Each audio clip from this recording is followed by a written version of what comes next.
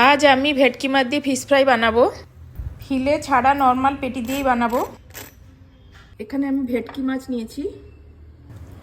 এখন আমি মাছগুলোকে লেবুর রস, গোলমরিচের গুঁড়ো আর নুন দিয়ে কিছুক্ষণের জন্য ম্যারিনেট করে রেখে দেবো। মাছগুলোকে আমি ভালো করে মেখে নিয়েছি। এখন আমি মিক্সিতে একটা পেস্ট বানিয়ে নেব, যার মধ্যে রসুন, ধনেপাতা, পুদিনা পাতা, কাঁচা লঙ্কা, সামান্য একটু জল দিয়ে এটাকে আমি পেস্ট করে নেব। এখন ম্যারিনেট করা মাছগুলোর মধ্যে আমি এই বাটাটা দিয়ে দেবো।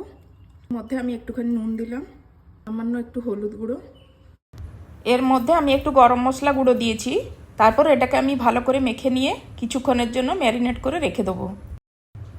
এখন আমি একটা ব্যাটার তৈরি করব। তার জন্য আমি দুটো ডিম, কর্নফ্লাওয়ার, গুঁড়ো গোলমরিচ, সামান্য একটু নুন, এখন এটাকে আমি ভালো করে মিক্স করে নেব।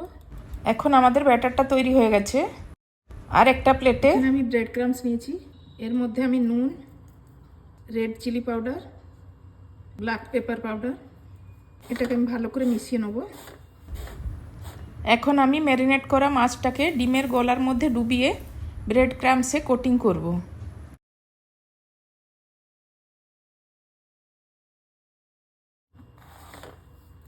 এভাবে ব্রেড ক্রাম্বস দিয়ে আমি এখানে কোটিং করে নেব। আমি এটাকে দুবার কোটিং করব।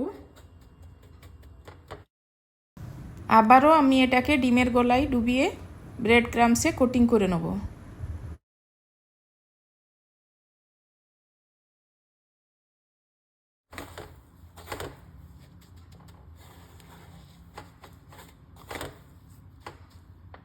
এভাবে আমি সব মাছগুলোকে রেডি করে নেব। সব মাছগুলোকে রেডি করে নিয়েছি। এখন আমি একটা পুদিনা চাটনি রেডি করব। তার জন্য 4 কোয়া রসুন, দুটো কাঁচা লঙ্কা, পুদিনা পাতা, ধনে পাতা, একটুখানি আদা, দই, ব্ল্যাক সল্ট,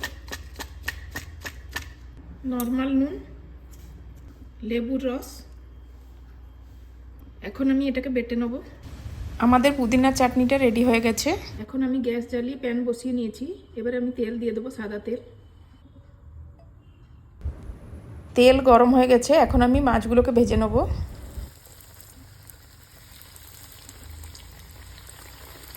এখন আমি মাছটা উল্টে এপিঠটাও ভেজে নেব।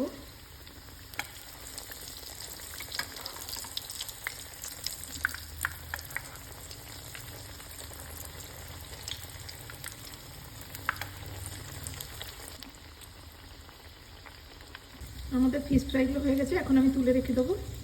এভাবে আমি সব মাছগুলোকে ফ্রাই করে নেব।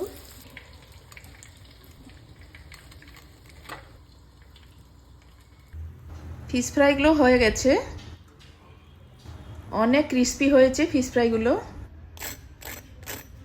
আপনারাও দেখে বুঝতে পারছেন কতটা ক্রিস্পি হয়েছে। এভাবে আপনারা ফিলে ছাড়াও ফিশ ফ্রাইগুলোকে বানিয়ে নিতে পারবেন। যদি আপনাদের এই রেসিপিটা ভালো লেগে থাকে তাহলে প্লিজ লাইক, শেয়ার আর সাবস্ক্রাইব করে দিবেন।